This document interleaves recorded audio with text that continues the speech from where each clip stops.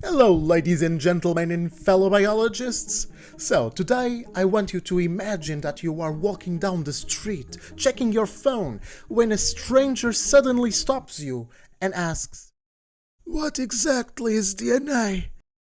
Well, that's a strange question to ask someone in the street, right?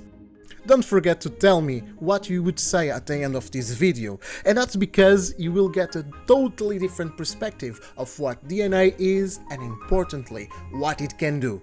So let's begin. So if you are like me, you probably have studied DNA at some point during school or university, or at least have a vague idea of what DNA actually is.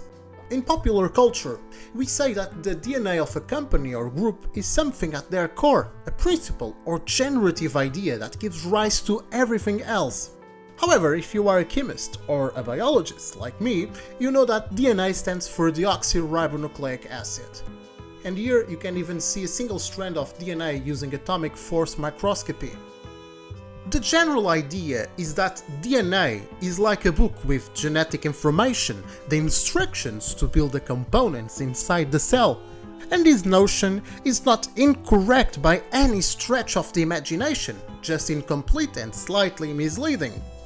Anyway, let's not put the cart before the horse and focus on the central dogma of molecular biology.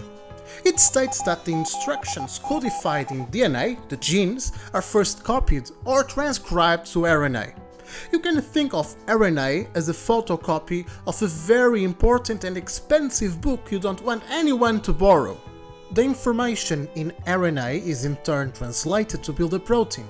Proteins act as small robots inside the cell and perform pretty much all the functions you can think about in order to keep the cell alive. By the way, I was thinking of including a picture of a beef here, but I want to keep this channel vegetarian friendly, so that's it. Proteins, like all molecules in living organisms, are made of carbon.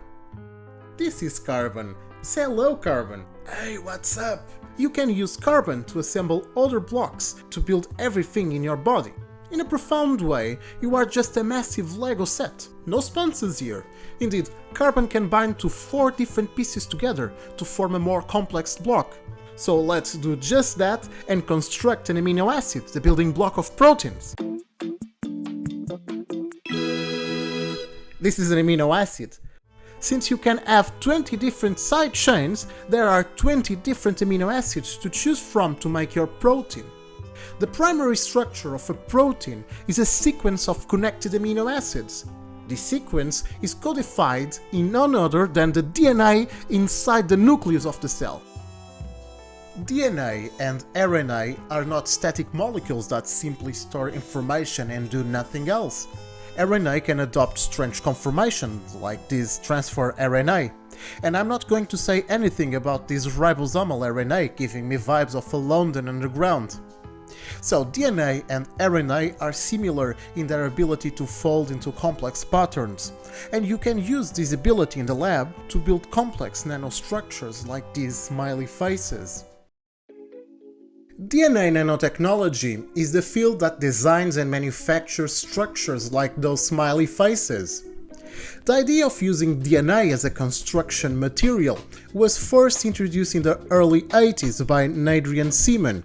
One of the most important technologies in the field is called DNA origami. Everything begins with a DNA scaffold that is like a sheet of paper.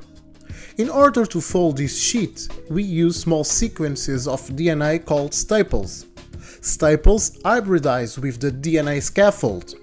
What this means is that we have complementary sequences, basically adenine pairs with thymine and cytosine with guanine. We can use many different staples to make complex structures. More recently, a different mechanism was proposed to fold DNA called paper folding mechanism. In this version, you have complementary overhangs that hybridize and fold the DNA scaffold in a similar fashion to a paper origami.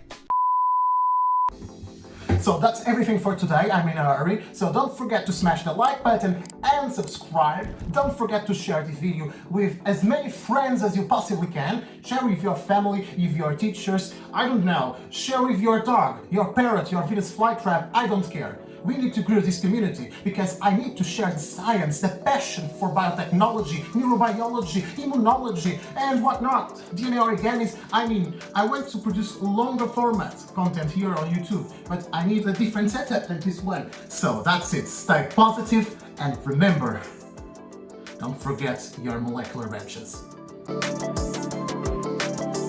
And remember, what's the catchphrase for our channel? Yes, stay positive and don't forget your molecular wrenches.